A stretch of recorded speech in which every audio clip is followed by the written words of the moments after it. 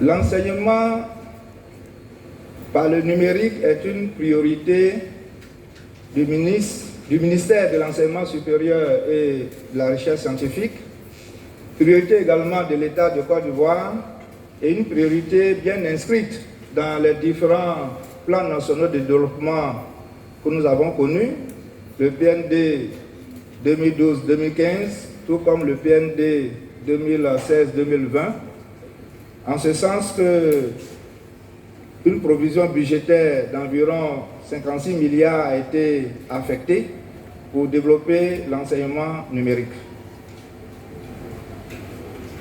Et pour matérialiser cela, l'université virtuelle met en œuvre ce projet important, ce projet porté par le ministère de l'Enseignement supérieur et de la Recherche scientifique. Diapositive. Pour cela, la mission de l'université virtuelle qui est de développer et de vulgariser l'enseignement à distance par le numérique, c'est un projet qui vise à développer un partenariat avec les autres établissements d'enseignement supérieur pour construire des offres de formation à distance. Il s'agit également de mettre en place des plateformes de ressources pédagogiques et des ressources documentaires comme la bibliothèque virtuelle de l'enseignement supérieur et de la recherche scientifique. Diapositive. Pour conduire à bien tout cela, une stratégie a été définie. Et cette stratégie comporte deux volets. Un volet qui vise à mettre en place au sein de l'université virtuelle un démonstrateur de formation ouverte à distance. Et un deuxième volet qui consiste à la transformation numérique des autres établissements dispensant les enseignements en présentiel. Pour ce qui est des autres universités, il s'agira effectivement de mettre en place des infrastructures comme celles que nous réceptionnons aujourd'hui, mais également de développer la formation des différents acteurs. Diapositive.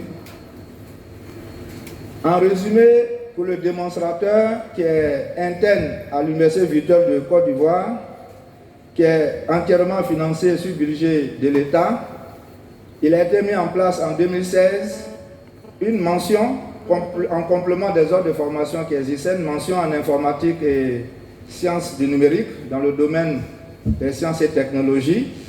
Et cette mention nous donne aujourd'hui 7 parcours de licence, 4 parcours en master et également environ 10 000 étudiants. Ce démonstrateur repose sur des plateformes, comme je l'ai dit tout à l'heure, une plateforme de bibliothèque virtuelle de l'enseignement supérieur et de la recherche scientifique, accessible à tous les étudiants, à tous les enseignants, à tous les acteurs de l'enseignement supérieur et de la recherche scientifique, qui aujourd'hui rend disponible tout le fonds documentaire constitué par les thèses et les mémoires de toutes les universités. Également une plateforme de ressources pédagogiques, accessible également à tous les établissements qui le désirent. Un studio performant de production de ressources pédagogiques. Et tout cela montre qu'aujourd'hui, ce démonstrateur fonctionne bien, puisque la première promotion est sortie en novembre 2019 avec environ 800 étudiants. Et les études ont montré 4 mois après qu'on avait plus de 80% de taux d'insertion, puisque les métiers du numérique, nous formons au métier du numérique ou au moins des métiers à forte implication du numérique. Diapositive. Pour ce qui est de l'accompagnement des universités, comme je l'ai dit, il s'agit de mettre en place des infrastructures et de renforcer les capacités des enseignants-chercheurs ainsi que des ingénieurs pédagogues. Donc dans ce cadre-là, nous sommes accompagnés par l'AUF, qui a été salué tout à l'heure, et cet accompagnement nous a permis de former plusieurs équipes venant des différentes universités et grandes écoles publiques à la production, n'est-ce pas, à avoir une expertise en production de ressources pédagogiques, couramment appelées MOOC, également à la formation des acteurs qui vont accompagner ces différents enseignants, à savoir les technopédagogues, les ingénieurs pédagogues, dans le processus de production de ces ressources. Donc, un bon vivier aujourd'hui est disponible au sein des autres universités pour prendre en main la question de cette transformation.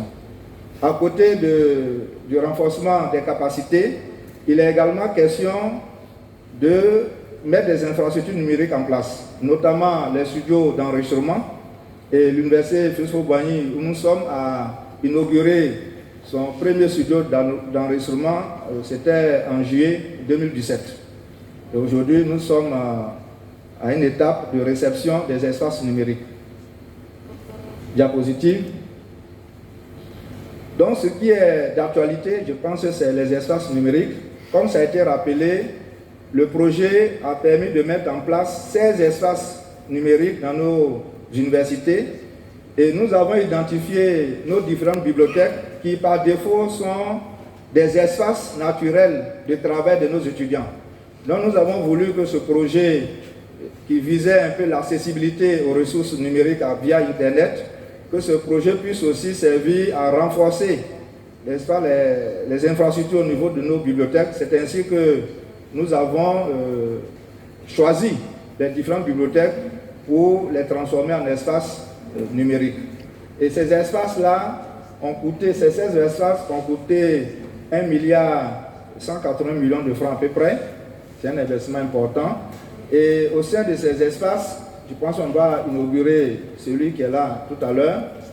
Ces espaces contiennent au moins une trentaine d'ordinateurs, de postes de travail pour ceux qui viennent, mais également un routeur Wi-Fi où l'étudiant peut venir aussi avec son propre device, son propre moyen d'accès, mais la salle en interne prévoit une trentaine d'ordinateurs, également des imprimantes pour ceux qui veulent imprimer les documents, un système complet de projection, de visioprojecteur, et plus important, un serveur de contenu. C'est-à-dire nous avons voulu que les bibliothèques, ces espaces qui sont dans les bibliothèques soient autonomes. Donc les ressources comme les mémoires et les thèses des différentes universités seront accessibles localement pour réduire déjà les soucis de connectivité. Et également, en plus de ces équipements, il est prévu de mettre des systèmes de visioconférence dans ces espaces, puisque ces espaces numériques pourront, vu la nouvelle donne, permettre de participer à des conférences à distance, etc. Diapositive. Enfin, pour pouvoir gérer tout cela et par anticipation, l'université virtuelle a mis en place une plateforme web pour la gestion de ces différents espaces numériques, une plateforme opérationnelle accessible à l'adresse qui apparaît, espace numérique ubci.edu.ci, de telle sorte que tout cela puisse profiter, que ce soit la réservation au sein de ces espaces, le monitoring des différents usages, etc. Cette plateforme est appelée à contribuer à la gestion de ces espaces, où il faut dire, dans les bibliothèques, du personnel dédié existe déjà, qui a été également formé pour encadrer tout cela.